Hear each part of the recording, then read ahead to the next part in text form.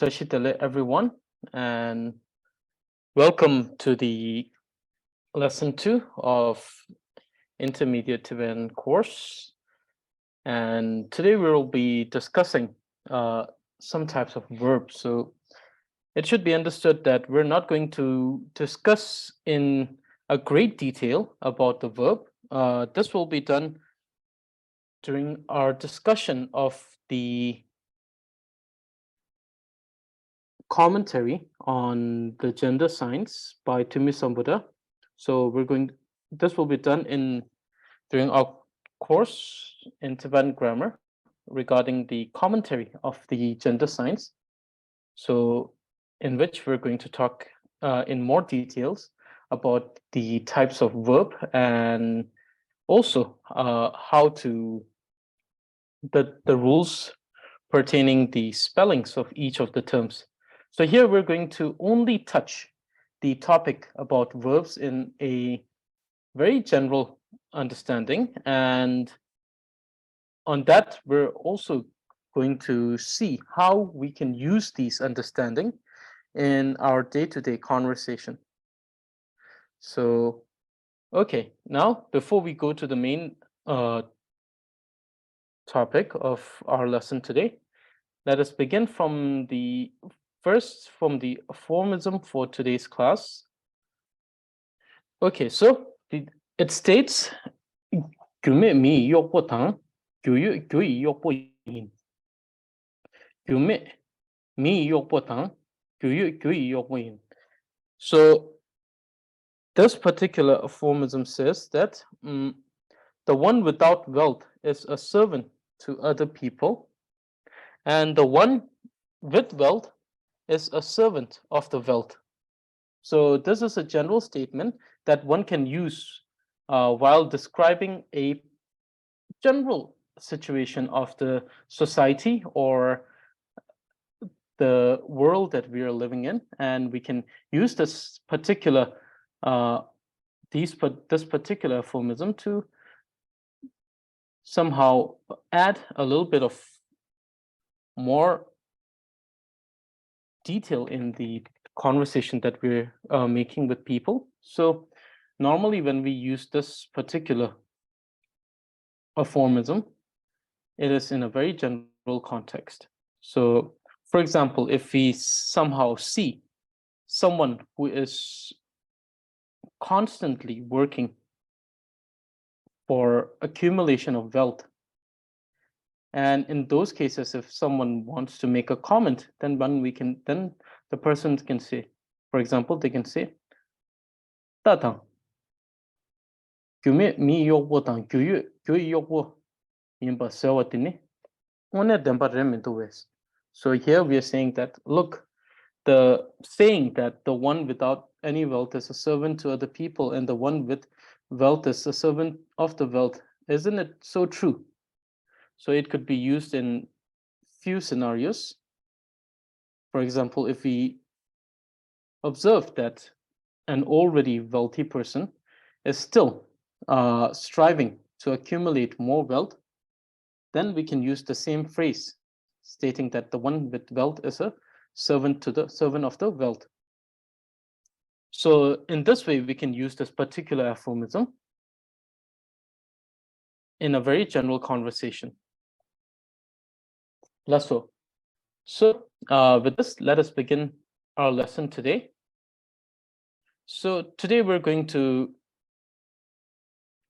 understand a little bit about verb and how we can use certain type of verb in our conversation, how to identify those verb and how to use them.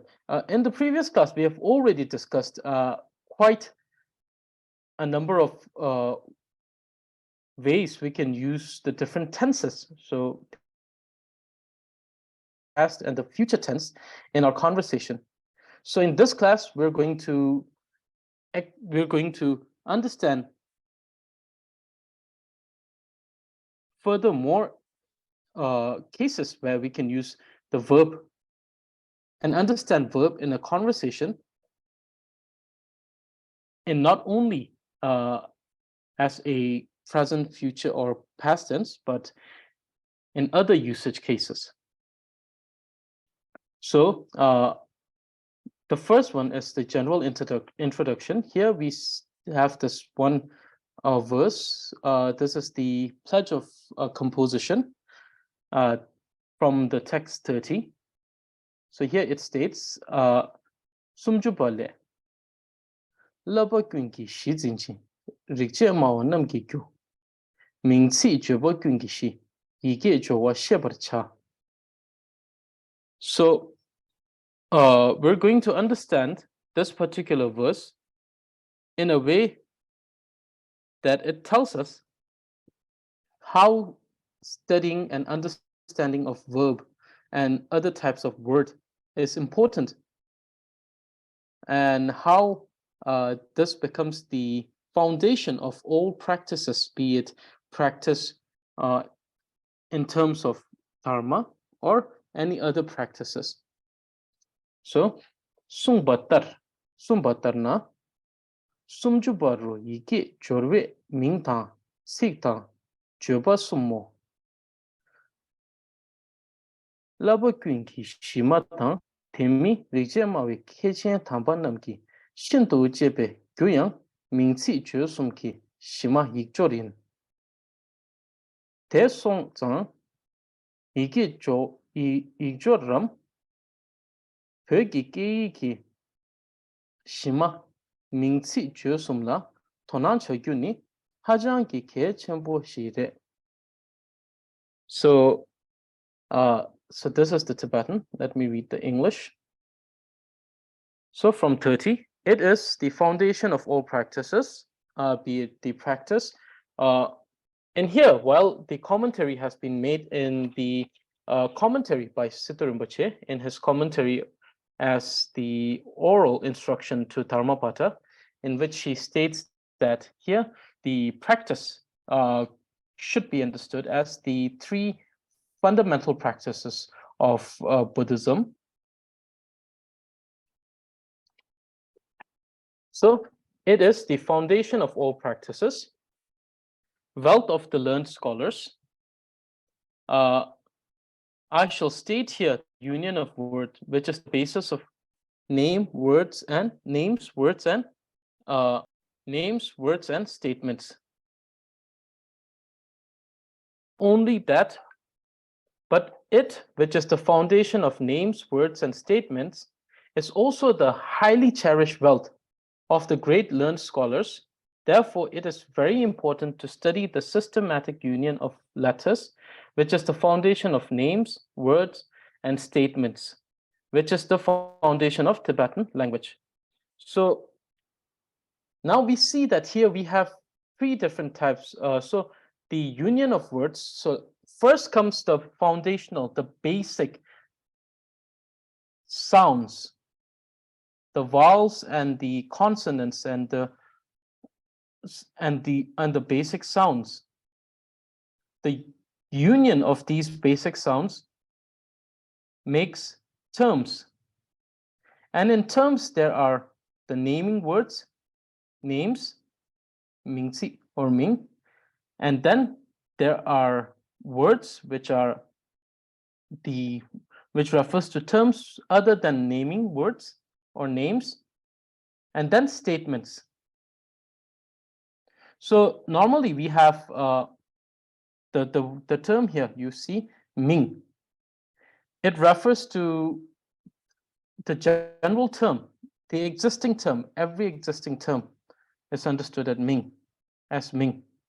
But here, particularly ming should be understood as names, and it is very much emphasized both in the commentary by Siddha Rinpoche as well as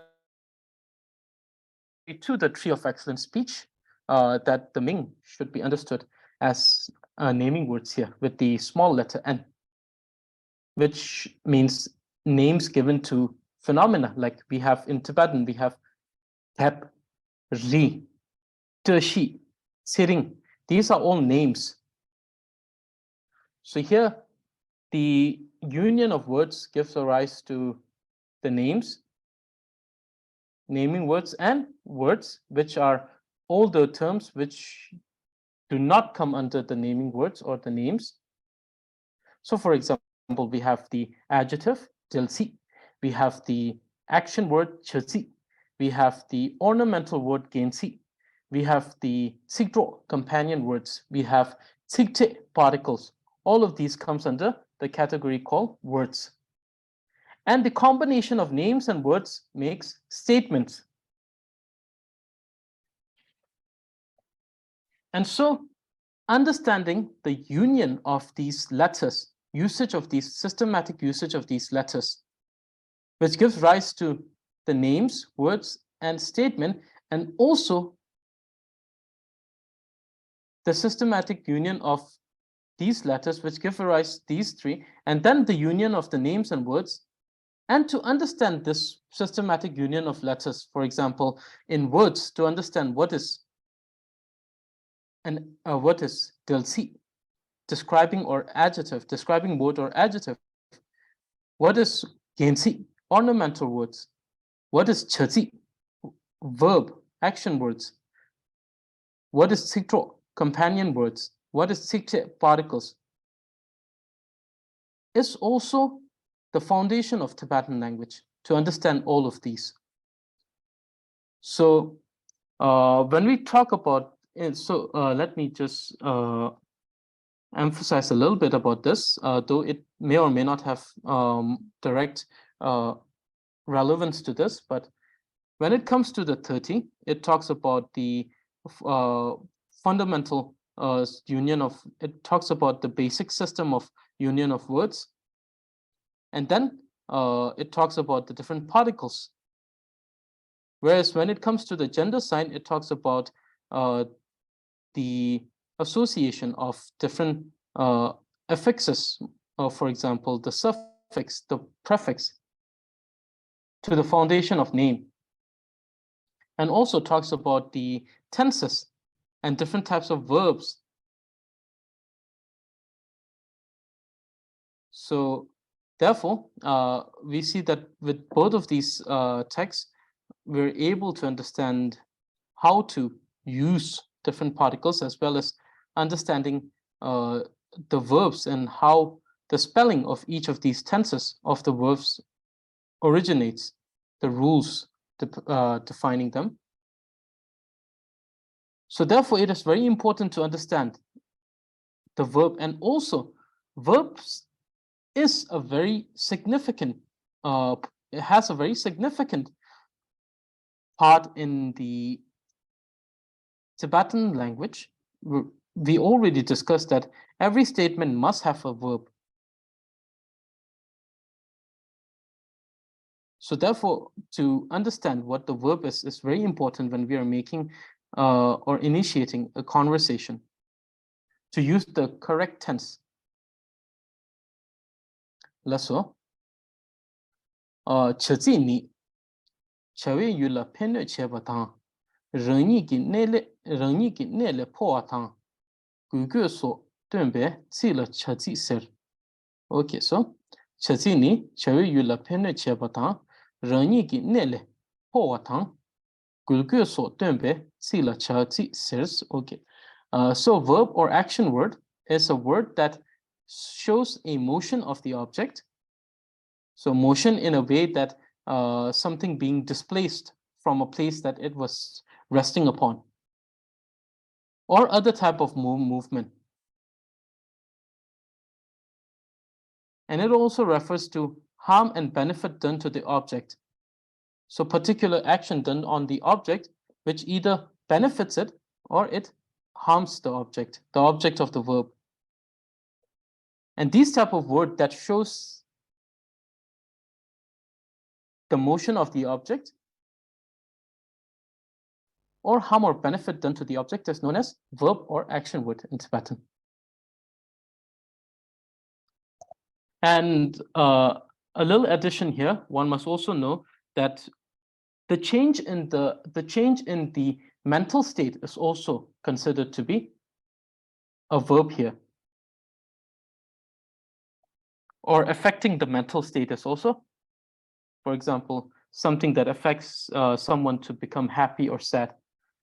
That is also considered to be a verb. So a very general and a brief classification to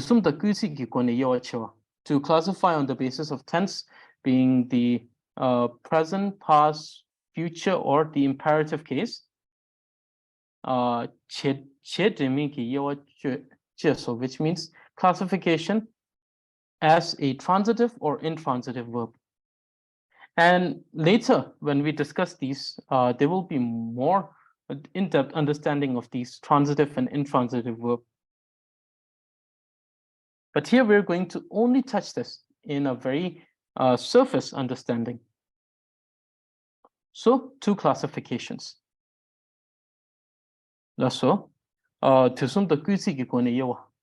Classification based on tense of the verb.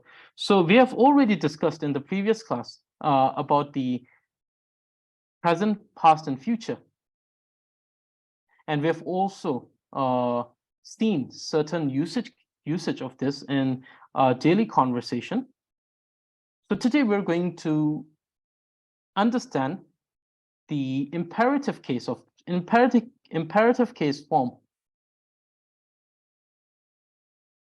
of the verb. So kuisini cheba poru shawa chebar kulwa thang regu cheba tadung tamnga chedong pechu cheki. So the imperative, okay, let me first read both of this. Kuisi gitar sikche shik tang siktro ang pechu che tadung regu chebe kapsu siktro ro tang tamnga kapsu so it states that when it comes to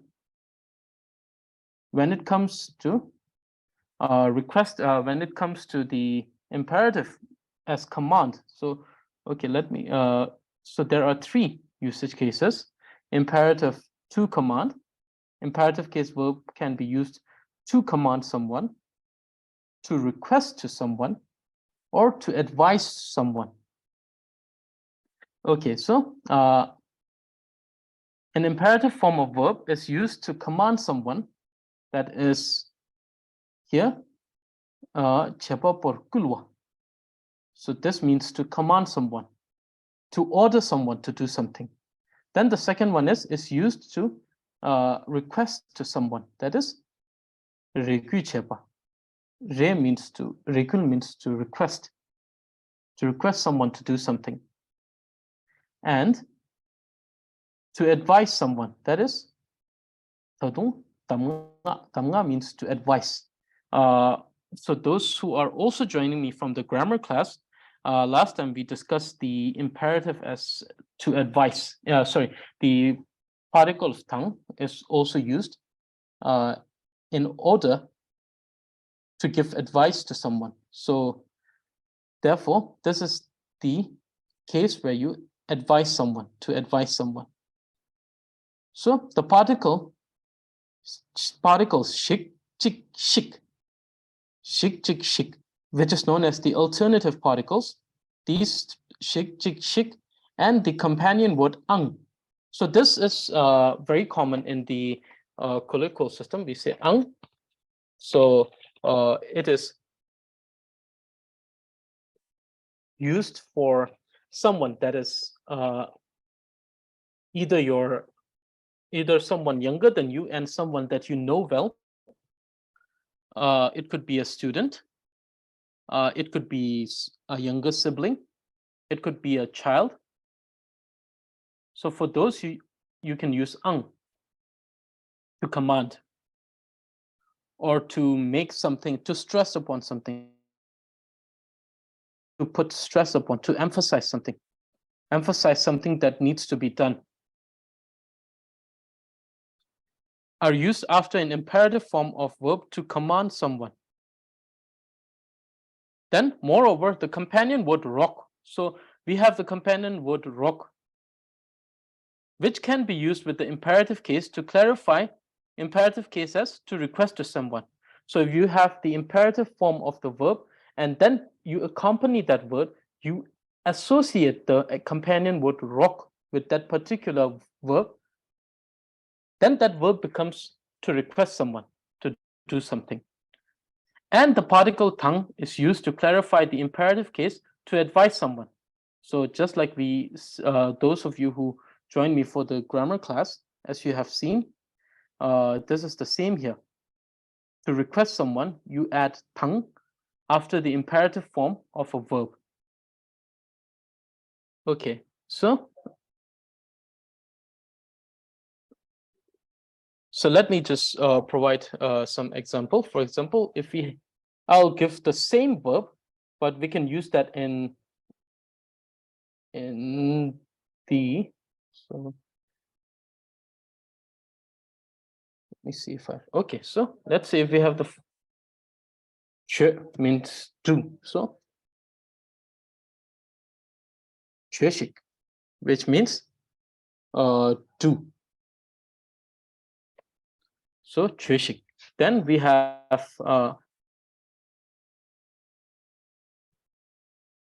学堂, okay, sorry, 学肉, which means please do this. Then 学昂, similar, this is also imperative to command, and 学堂, which is the advice case. So let me just try to make this a little bigger. So same verb. So all the verb are in imperative form. The difference is the companion word. So here we have the alternative particle shik, 学习, which means to command someone to do something. And here we have the companion word ro, 学肉, which means to do something, but as a request, a form of request. We have 学昂, which means it is a command, but to someone that is either that has to be someone that is younger than you, and someone that is acquainted, that is your acquaintance. Someone that is acquainted to you, like your sibling, your child, your student. In those cases, you can use ang.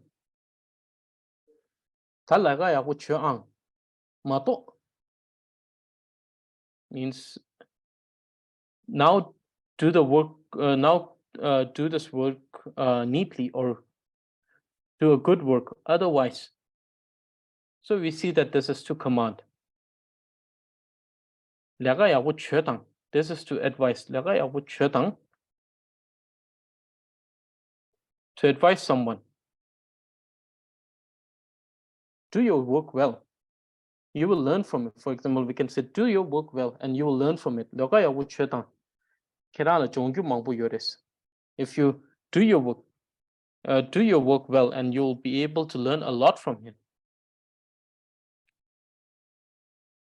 Do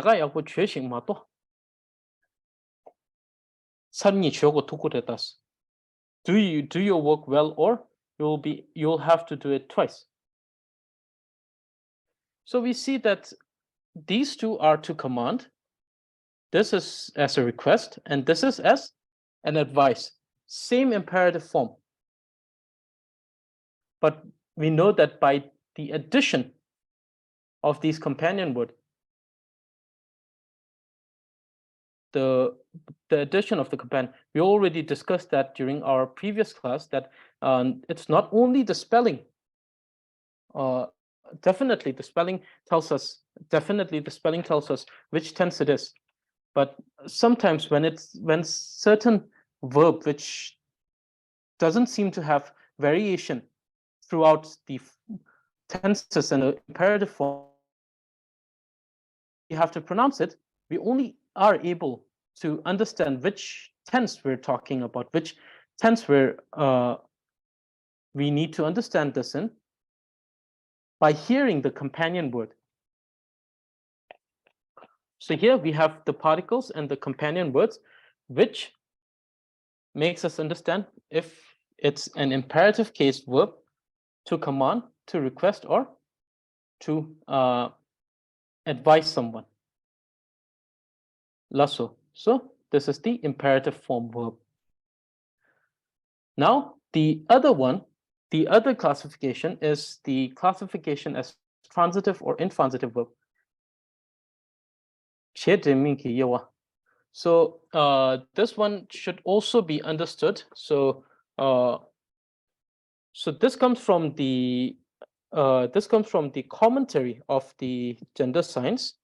So a commentary from the gender science in which it tells us what does it mean by transitive and intransitive. So here we have chedelezi te chedelezi ni cheba po shendang ngosun trewe lela koku. So here this particular understanding cheba po, which means the subject, shen means other object. So what do we mean by other object? So this will be clarified by the commentary. So let me recall this verse. So it says, so from the commentary of the gender science by Yang Jipel, says, so, Shen Dang Wo Su Zhe Wan Yi, Wang Du Qian Ni Qie Bo Dang, Te Yi Qie Ba, Ni Bo Ni, Ngo Bo Da Yi, Qie Yu Dang, Qia Wan Ni Bo, Ngo Bo Shen. So we have to understand in this, what it says is that, so, which means that any verb has a subject. Shen Dang Wo Su Zhe Wan means that if it is associated with the other object, Wang Du Qian Ni Qie Bo Dang, in that case, the chebo, which is the main subject, and chepa, which is the secondary subject. These two subjects, both of these subjects are known as the object of self. Object of self. And chawa yutang, which means that the object of verb and the verb, both of these are understood as the other object. And so in this particular case, the other object refers to the object of the action. Meaning that in a particular verb, which involves a subject that is related to the other object, meaning that a subject that has a distinct object of action, meaning that the subject and the object of the action are two distinct things, meaning that the one that is doing the action and the one upon which the action is being done is two distinct things. And that is known as shedelezi, or in some case also shajet tadeba. So pena jie, which means to cut. So we say teshi ki xing jie. So let's say if we say teshi ki xing jie. So let me provide this example.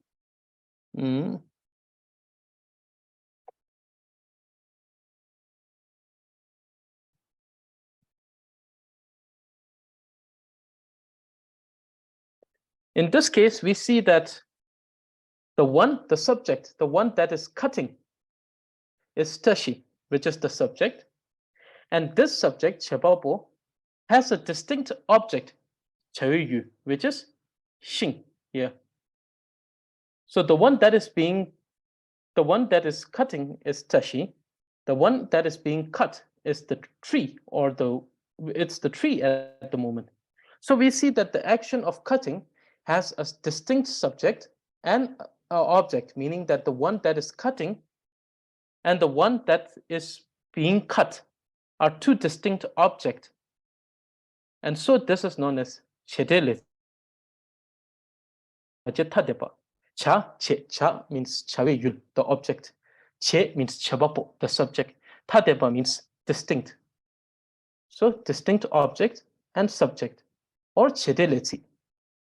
And so the very definition here states that it should be a verb which involves subject related to object. So these are the keyword. The first one is chebapo, which means the subject. Shen, which is the other object, which is here, which could either mean the verb or the object of verb. But here it refers to the verb.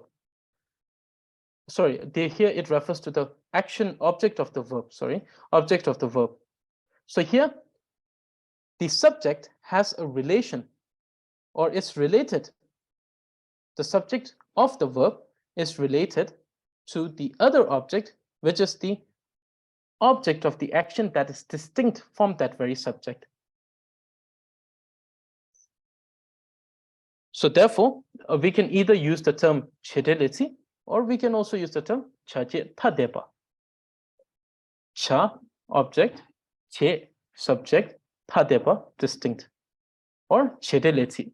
Cheba po shen dang ngosu te chazi. Cheba po subject, shen, object, ngosu tewa. Directly related. And this type of verb or action word are known as transitive verb. For example, cut. When we say cut as che, the one that is being cut is the wood, and the one that is doing the cutting is tashi in that example. So we see that the subject tashi is other or distinct or separate from the object tree. Then some. Think and kom, cultivate. Changju sem kom, which means to cultivate bodhicitta. He is cultivating bodhicitta. The one that is being cultivated is the bodhicitta. The one cultivating the bodhicitta is him. So the subject and the object are two distinct, two separate objects, two separate things. So therefore, transitive. Lasso. The second one is chemeleti. Now this is the opposite of the first one, which means that here the subject and object are not distinct. Meaning that the one, in that particular, the verb, with that verb, there is no distinct subject and object. Meaning that whichever is the subject is also the object. So, which doesn't, so intransitive verb is a verb that doesn't involve subject related to other object. And other object here means a distinct object of the action from the subject. For example, che, broke. Takwa che means the one that is being broken. So the action that is broke. So it's in the past. So, and the one that broke are not of different nature, meaning that the one being broke and the one that was broke, the one being broke and the one that broke is the, so example, if we say takwa, it's the rope. So there is no distinct subject for this.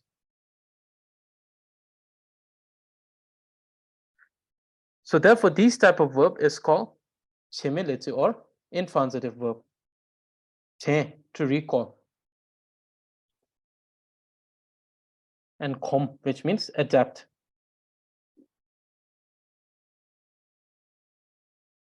Okay, so now here we have some examples of verb. So tung, which means to drink, tung, drank, tung, and tung. Lo, lak, la, lok. So these are table in which we have classified verb on the basis of tenses. Ta, to look, te, looked, ta, will look, te. Imperative could be command, or could be an advice. Achieve, to achieved, will achieve, and to achieve. Then to recite, dun, recited, dun, will recite, turn, to recite. So imperative form. Okay, now we have a series of dialogue between the two main characters in our Tibetan conversation, Tashila and Tsiringla. So we begin with the greetings. So please understand that whenever we start the dialogue, it will start with the same way, that is with the greetings. So Tashi Dele Tsiringla. So I wish you a good health and prosperity, Tsiringla. Tashi Dele Tashila. Kiran Kusu Sedan Yinshade. So we have gone through this. So one thing that I was thinking is, it would be wonderful if you could so everyone could actually have these by heart, or simply could read them out, if not by heart, and then we could have sessions where we're trying these conversations. And those who have vocabulary, you can add your own vocabulary here, and then practice a little bit of speaking. So Tashi Dele Tsingla, I wish you good health and prosperity, Tsingla. Tashi Dele Tashila. So Tashi, I wish you a good health and prosperity, Tashila. Or I too wish you a good health and prosperity, Tashila. Kerang kusu sedan inshare. I'm sure you are doing well. So insha, like we already discussed in the previous class, talks about the surety. Like I am sure that you are doing well. La, nga debo yin. Sitting la kung debo yin. Yes, a polite way of saying yes, or a polite way of acknowledging what has been said. I'm doing well. How are you, Tringla? La, thank you. I'm definitely fine and well. Okay, so till this point, we have already greeted. So whenever you meet someone, so till this point, you have done the greeting part. And then you start, either if you want to ask about how's the family doing, how's the job, how's the work, or if it's someone that's like a student, how's your school going, that comes after this. So here we have examples where we are using the imperative case. So, lasso. So today I have a request. I have a request for you today. So I'm wondering if it would be proper for me to ask you. Rung ayong means whether it will be proper or not. It's a way of saying if it would be proper or not, if it would be suitable or not, if it would be okay or not to do something. If we do something like that, will it be proper? Will it be okay? So this particular phrase, rung ayong, means will it be proper, or would it be proper, or would it be okay? So shuna rung ayong sam. I'm wondering if it would be proper for me to ask you. La. So zemsim means hesitation. Zemsim means to have hesitation. So you have this phrase now. So these are phrases, and very useful phrase, like rung ayung, these are some very useful phrases that you can use in Tibetan. The phrase rung ayung means, would it be, if it would be proper, or would it be proper? And the phrase kangnu jinu means to the best of my ability. Kangnu jinu means, nu means ability. Whatever I'm able to do, to what extent I'm able to do so, to the best of my ability. That is the meaning of the phrase kangnu jinu. And there are some very good phrases which definitely will come in the dialogues that we will encounter in this particular course. I'll make sure that I use them in the dialogues. But the thing is that these should be, definitely everything should be learned well, but these are some things that should be also taken aside from the lesson, and then, for example, to use them, to pay extra attention to it. because these are very good phrases. And then we will have other phrases too. So yes, of course, please ask me without any hesitation. I will try to assist you to the best of my ability.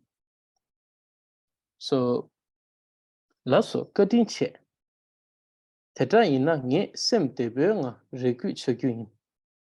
Thank you very much. If that is the case, then I'll make this request with a short mind, with a relaxed and a short mind, without any hesitation, without any reservation. Lasso, which is please tell me. And nang, which is also a form of honorifics, which says when it is used with a verb, it automatically makes it into a sort of honorifics, saying that not just to say please tell me, not just to say tell me, but please tell me. So being more polite. Which is double honorifics here. So sometimes you have double honorifics too. It depends to whom you are addressing. Sometimes there could be multiple honorifics, even as verbs. So yes, of course. Now please tell me. Lasso is a more casual. It's not that casual in terms of being too casual with someone. Definitely more casual than saying lasso. Lasso is oh then, like okay then, or oh then. So it's usually said when something has been decided. Like for example, if someone asks you, please tell me, and then you say hola, so meaning that you have decided to say now. Like oh okay then, or oh then. So hola so. Kasa nye na la su thong lung chi shi. Nye yin te. Te kyang to la chang tu ma song we. Tsirin la ki te kyang tu chong ro na. Okay, so it says, oh, then yesterday I bought a new television, but I failed when I tried mounting it on the wall. Tsiringla, please help me to mount that on the wall. So we see here, zhongro nang. So zhongro, this is the imperative form of zhang, and ro is the companion word which turns this into imperative form, usage of imperative form as to request to someone. So tsirinlaki te kyanto to chorona. So please help me to mount that on the wall. So this is the imperative as request when we are requesting someone to do it. Ho indayi. Teta shi shuwe che to mao par namya mazemro. So zem, which means hesitating. So mazemro means please do not hesitate in the future. Please tell me. So please tell me without any hesitation in the future.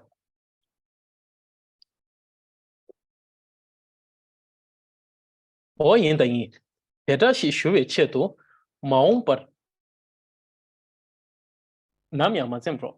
of course. Please don't hesitate to ask me for such favors in the future. Thank you. Kal yo mare. Don't mention it. Kal chegim mare. Or kal yo mare. Or hindangi, which means of course, meaning that I also welcome such requests in the future. Kal yo mare means oh, don't mention it. It's nothing too big.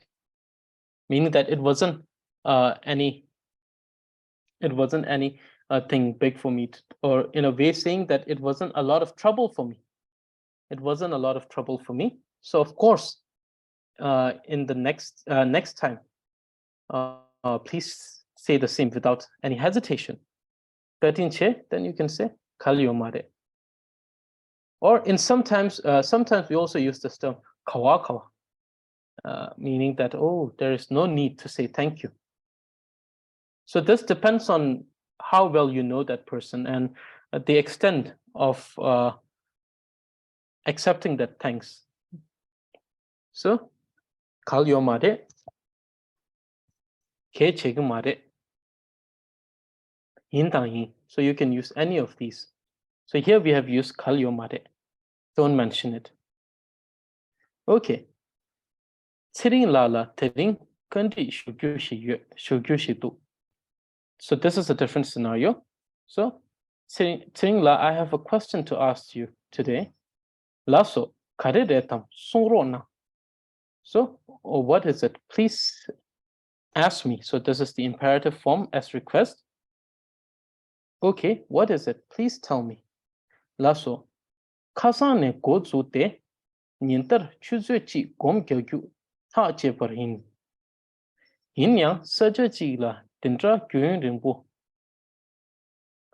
De tupsa mare ta tapshi shi naro. So, okay, since yesterday I have decided to meditate for 1 hour, but how can I sit at one place for such a long time?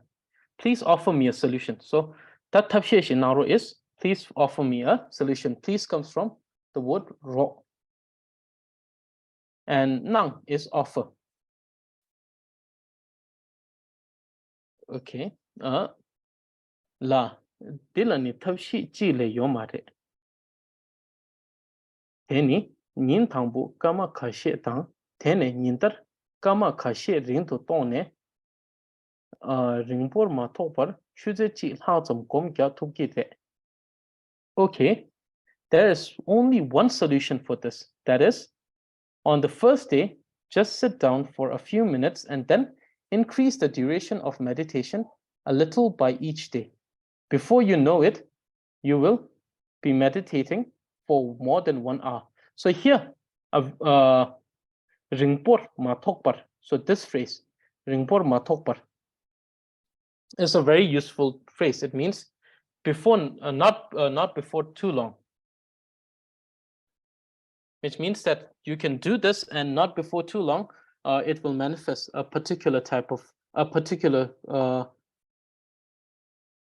fruit. Do this and before not before long, it will bear some fruit for you. So not before, so it means that ringbo ma tokpar.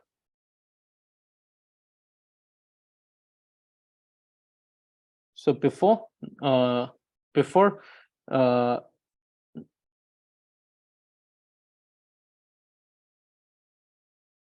so in a very short, not in a very long duration of time.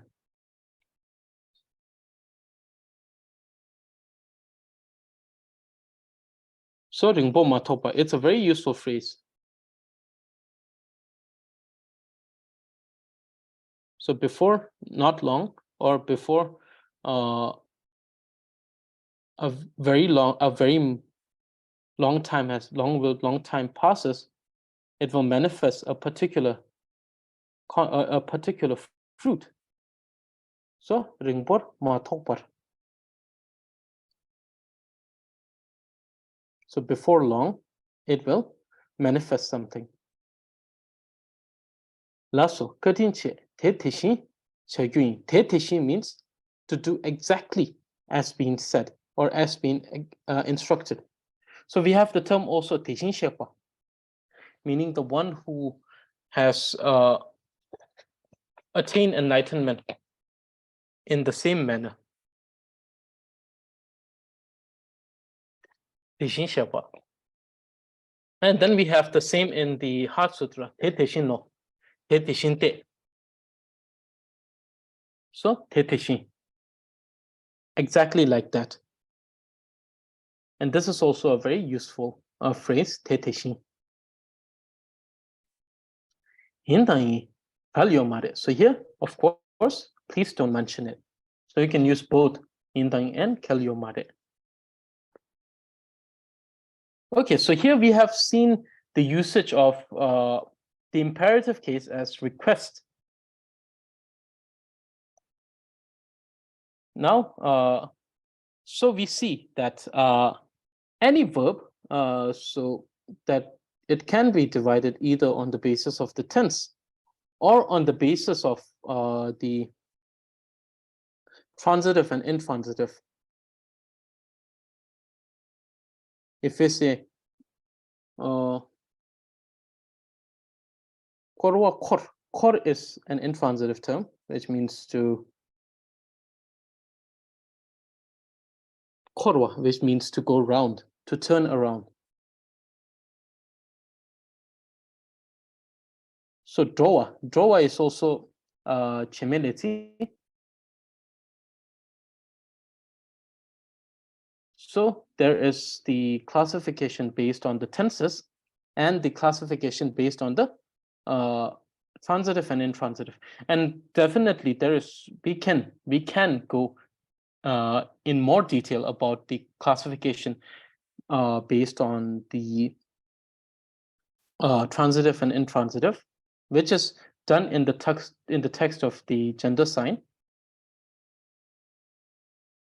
But to understand the transitive and intransitive, it's always better to have that verse which I was reciting, the verse from the commentary of gender sign by Yangje Rubedo, who is the grand student of Siddha Rinpoche, meaning that his Lama or Guru or Dharmabhata was the prime disciple of Siddha Rinpoche.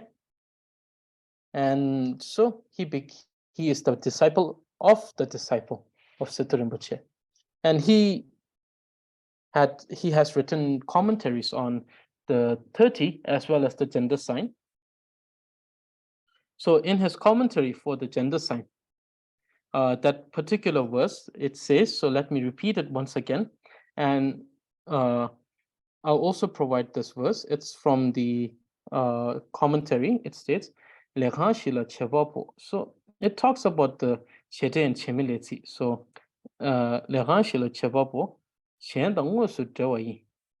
so directly related to the other object. So what does it mean to when we say other object? If we consider that in which there is a verb in which the subject and the other object, a subject is related to the directly related to the other object.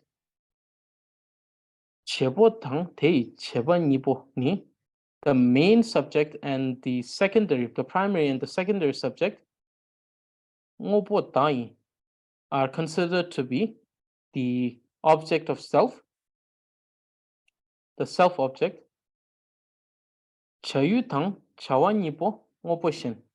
The object of the action, and the action is understood as the other object. And here, when we talk about the transitive and intransitive verb, the definition, so the very definition states chebapo, which means the subject, cheba, the cheba, which is the primary subject, and chebo, which is the primary subject, and cheba, which is the secondary. And these subject is directly related to with what? With the other object. And what's the other object? The other object here refers to the object of the action. So having a distinct object of action, and if we have that type of action word, that word is known as transitive verb. And verb in which there is no direct relation between the subject and the other object, it is known as intransitive verb. And so we see that we can classify the verb in this manner. And later, as we continue the grammar course, once we are done with the commentary on the tree of excellent speech, we will begin on the commentary of the gender sign both by the same author, Yangji Rubetoje. So we'll discuss a little more on these subject and object and verb. Okay, so as for this particular course and this particular lesson today, we're only going to touch it in a very surface manner, in a very brief and surface manner, but yet also to an extent that we can use these in the conversation. So the main goal of understanding these in this particular course is to be able to use them in conversation. That's it. To being able to use it in conversation. But later we will learn, we'll have an in-depth discussion on how these come to be, how to differentiate them into more groups. Okay, so the new words, six are Pöki, English. So this is Pöki, Tibetan, and this is English. So rekul, rekul means to request. To request. Laba, which means practice. The three fundamental practice, labasum. Labasum, sharab chutim tingiti, wisdom, discipline, and the single-pointed mind, or having single-pointed mind, or cultivation. Kom, which is to meditate. Kom, which is to adapt to something. Zhongwa, which means to hang, imperative case. Suktong lungti, suktong means seeing the form. Lungtin, which means lungtin actually means radio. So here it could be understood as a device that uses radio wave frequency to transmit images. Television. Yunring, which means long duration. Yunrimbo means a long time, for a long time. Chedeleti, transitive, or chedeleti come, chaje, hadeba, chemeleti come, chaje, tamideba, intransitive verb. So these are the new words. And let me go to the idioms for today. Some time for question answer if anyone has question answers. So the first idiom for today is poro karpo, very famous one, and I bet that many of you have heard this. Poro karpo, the white crow. White crow. So calling someone a crow, white crow, means that the person does things or is currently doing things which stands out from the crowd. As far as Tibetan culture is concerned, standing out just for unnecessary attention is deemed to be a fruitless and useless thing to do. Thus, addressing someone as white crow is equivalent as calling them attention-seeking and wasteful person. So when we call someone white crow, it is deemed to be, it's not to say someone in a way we normally say, oh, look at him, that's a very unique thing to do. No, not in that way. It's to say, look at that person, he's doing unnecessary things, just wasting time, doing unnecessary things. So if we call someone porokapo, it should be used in a way to address to someone as doing something unnecessary, to either seek attention or waste time. So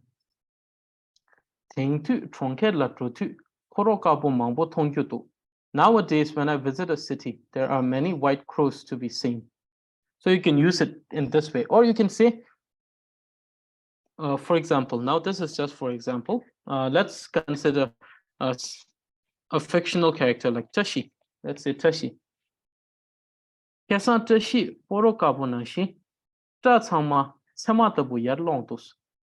means that yesterday, Tashi, like the white crow, stand out in a way that he had all his hair stand up like spike. So porokapo, which is the first idiom. The second one is kamba chudu, which kamba means the one who is thirsty. So kamba chudu means desire for water by a thirsty. So it talks about the desperation. It talks about the desperation for someone, someone's desperation for achieving something or wishing something to happen. In those cases, you can use kamba chudu when someone's desperate for something to happen. So when we say someone is desiring water like a thirsty, it means that they are desperate for something to happen or for something to get something, or is desperate for something to happen. Kongi kamba chudu batar nindar lega chudu droidu. Similar to desiring water by a thirsty, every day he goes out to seek job.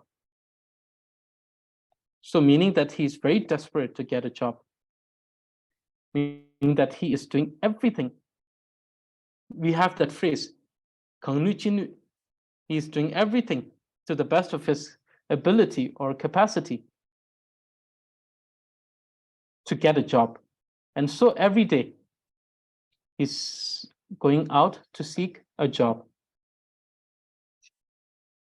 So these are the two idioms for this class. And with this, we are done with today's lesson. So do we have any questions regarding today's lesson? Does anyone have any question regarding today's lesson? I have time for 2 questions, I think. Lasso. Okay, are there any details in the commentaries you mentioned about presence of the verb is mandatory? Or why the presence of verb is mandatory? Okay, so so this should be understood not only by commentary. This should be understood with the understanding that in every statement that we encounter in Tibetan, there is verb, meaning that verb is present there, meaning that without the verb, it is not possible to give out meaning. But if you're asking for a particular verse that would say, or that would say this, then let me search for it, and then I will provide the verse. Right now, I don't seem to recall any, so very sorry, but I will search for a particular line such as that from either commentary or from the text itself.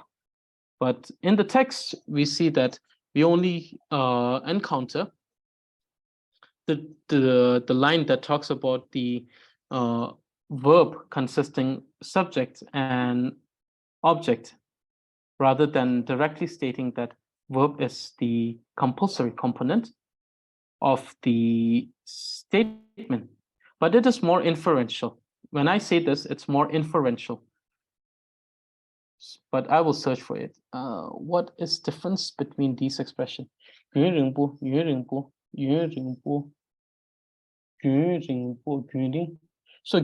and Gyuring are similar. So Gyuringbochi and Gyuringbo and Gyuring sonsos Gyuringbochi chedo. So when we say Gyuringbo, we say Gyuringbochi dela Gubahis. So if we say Gyuringbo, we say dela Gyuringbochi chedo Gubahis. So let me provide yeah, or I will just take a new one. So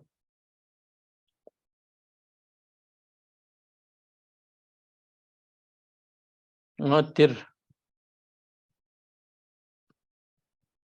Gyuringbo Gubayi dir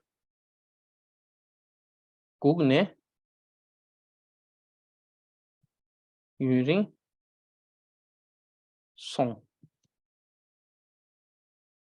So nga der gyurimbo nga der gyurimbo is I waited here for a long time. Nga der gungne gyurimbo song. It has been a long time since I waited here. So Yun talks about gyurimbo and gyurimbo are very similar when we look at this, when we look at the usage, because it talks about the amount of time, a particular amount of time or period of time that has been that has passed. But we see that we can use it like this. Nga der gyurimbo kubayi, nga der gungne gyurimbo song. Yuring song. But we cannot say if we say, for example, Pama jene yurin song, we can say that. Pama jene yurin song, we don't say this. Gyurimbo pama ta majel. We can use it like this. So we see that both of these have a difference in the position of the statement. But in the meaning, both of them means for a long duration of time.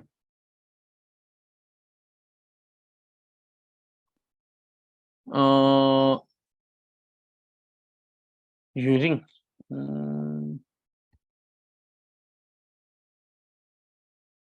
Yuring.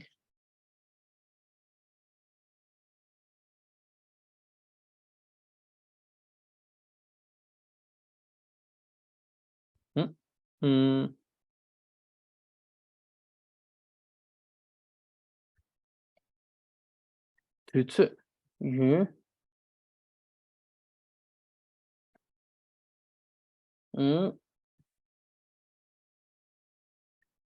So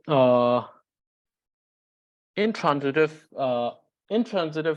in a sense to use it before yuring, because we see that when we say song, song is an intransitive and it comes with yuring.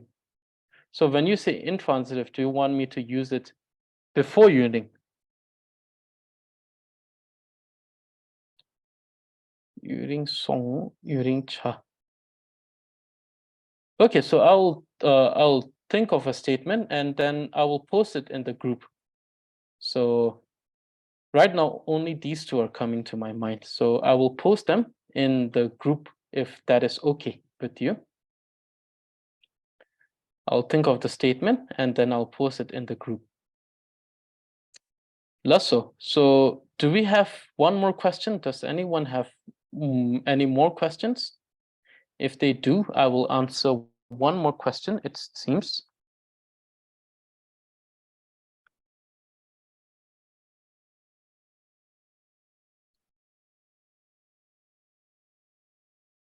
And another thing, it is very important to use these, for example, to try to see if you can use these aphorisms and idioms in your daily encounter.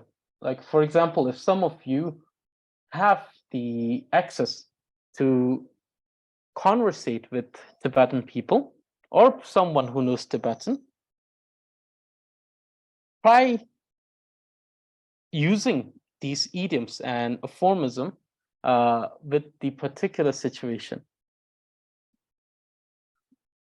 So it would give it would give your conversation a little more interesting representation. And not only that, you'll be able to currently we're using this aphorism and idioms. We'll also discuss on different nuances that we can use in the later classes.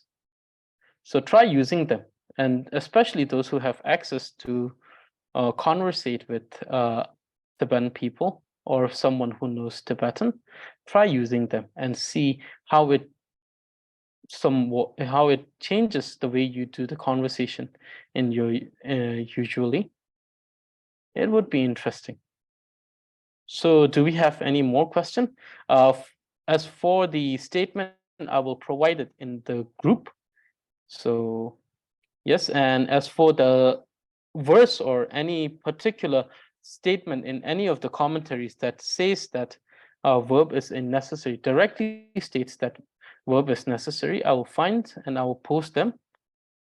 Or if some which might say it, but in more inferential way, then I'll also post them with clarification. So do we have any more questions? If we have more questions, please ask away. I think I have time for one more question, if anyone has questions. And assignments will be sent. Those who finish the assignments, please send it to me. I will send the feedback. Sometimes it may take more than one day. Sometimes it will be in one day. So, but I will definitely.